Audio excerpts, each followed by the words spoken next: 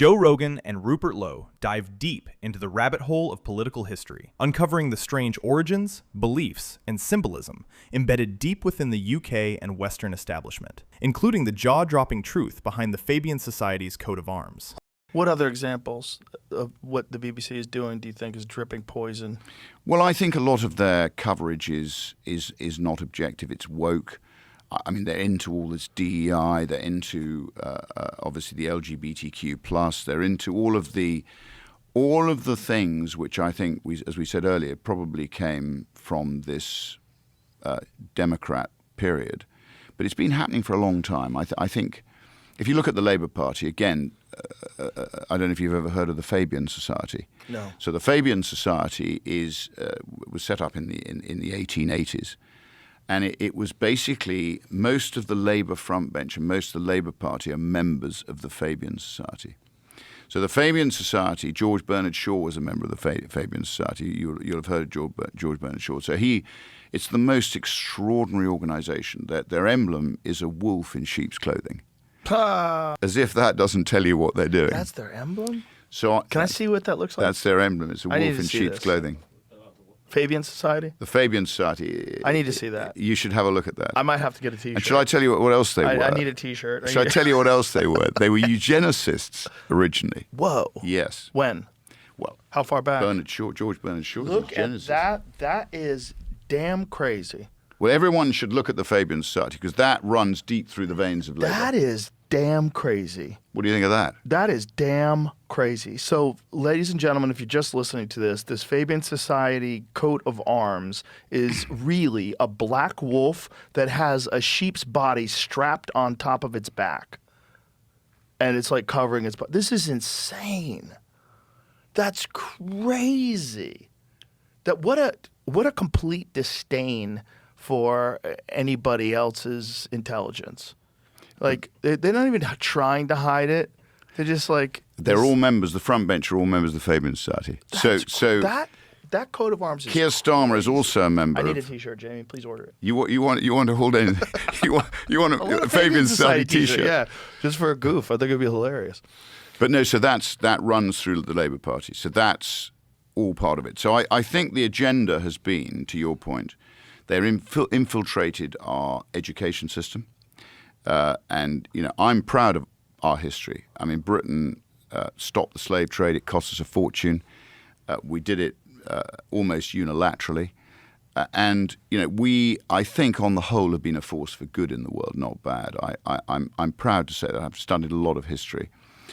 I think there are many other cultures, probably the Belgians and the French, who are far more brutal than us with their colonies.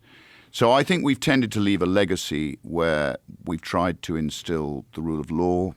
Look at India. Look at a lot of the other countries that we were involved with. They're now flourishing because of I think the structures that we left in place. And it's very sad to watch us almost turning in on ourselves, and having left the legacy in other countries, we ourselves have lost sight of what we should be doing. It's really extraordinary seeing the perspective of a lot of young people that are very impressionable that come out of universities and have an utter, complete disdain for these successful societies. And instead of looking at these successful societies and saying, well, yeah, people were really terrible in the past, but this is a pretty good example of how people should be treated equally today. No, it's not perfect, but it's progressing in a better direction than it was in the past, right? Instead, they look to the past and everything is built on this horrible history of outrageous, atrocious acts, and therefore it must be punished currently. And all of the people that benefited from it, specifically white people, need to be cast out.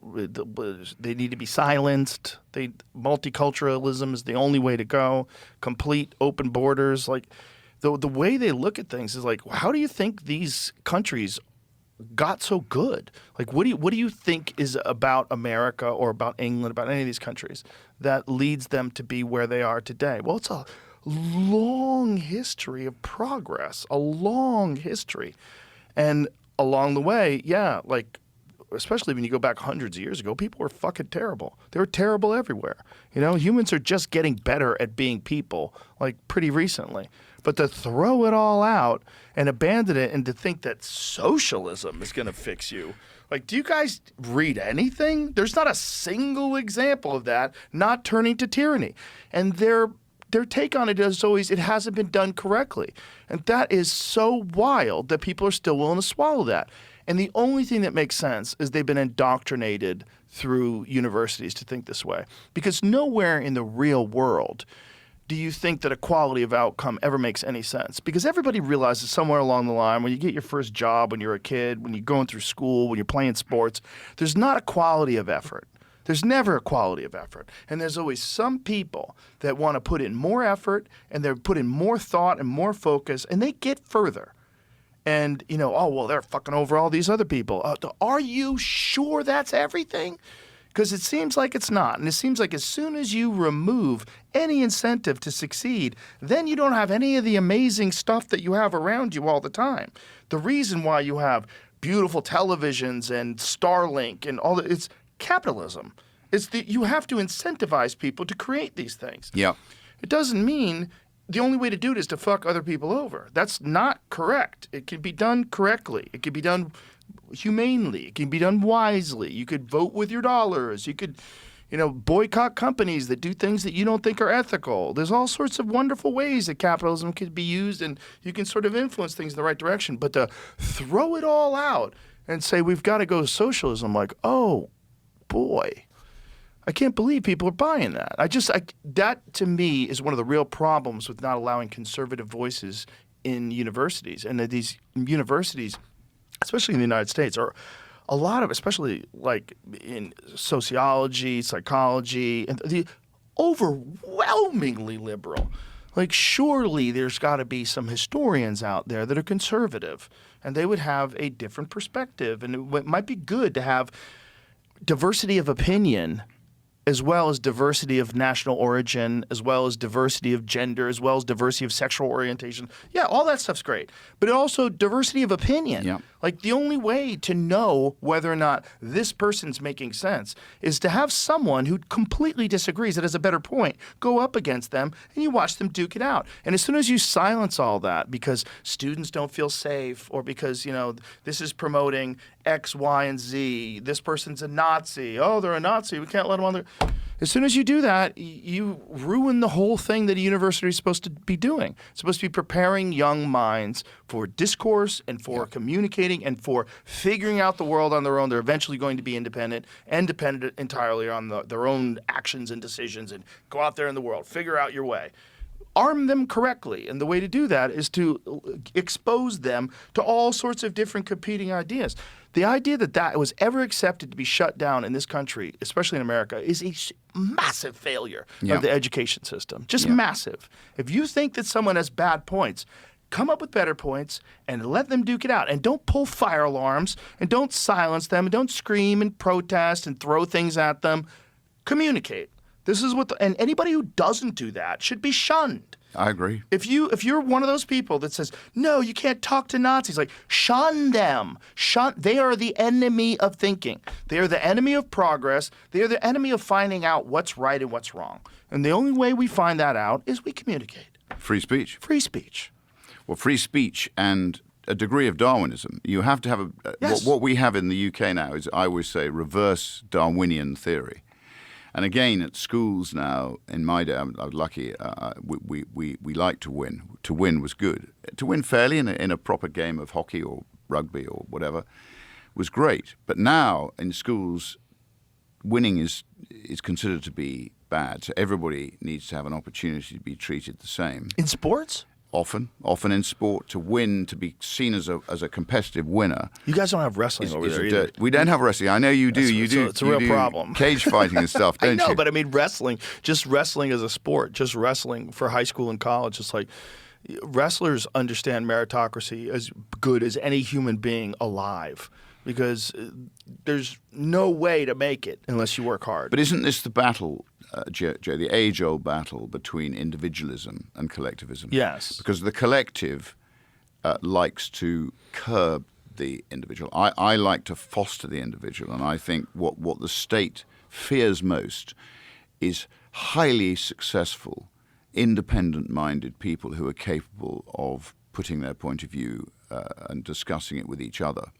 So what they try and do through the taxation in the UK, what they're doing is they're taxing, to your point, people who contribute, who work hard. And there are still a lot of people who fight very hard to feed their families. They're proud. They don't want to be part of this welfarism. You know, they want to provide, and they work hard, but the state puts everything in their way, all the regulations, the rules, the taxes. Everything is the force is not with them. And that's got to be wrong. I mean, I think what you need is a lot of successful individual family businesses, communities which are self-sufficient, communities that respect each other and effectively can have this debate with each other. You get at the truth. And, I think as a result of that, most of the best inventions have come from the UK, the US, from the Anglo-Saxon world, where individualism, when it's allowed to flourish, does a lot of good for mankind. Right. And to your point, I think this is what's been undermined by these, what I call central planners. And a lot of these great inventions in America have come from people that immigrated legally from other countries because they appreciated what America stood for and they really wanted to make something happen. And they couldn't do it wherever they were. Well, the extraordinary thing in the UK is we've got a lot of support from people who are immigrants into the UK. They came to Britain because they respected our structures. And what they want is they want structure. They don't want to see the country. Yes, legal descending immigrants in chaos. America have the same perspective. It's the same. Legal immigrants in America are pretty overwhelmingly against the whole open border idea because it was so hard for them to become an American citizen. It's a very proud moment for them to do it.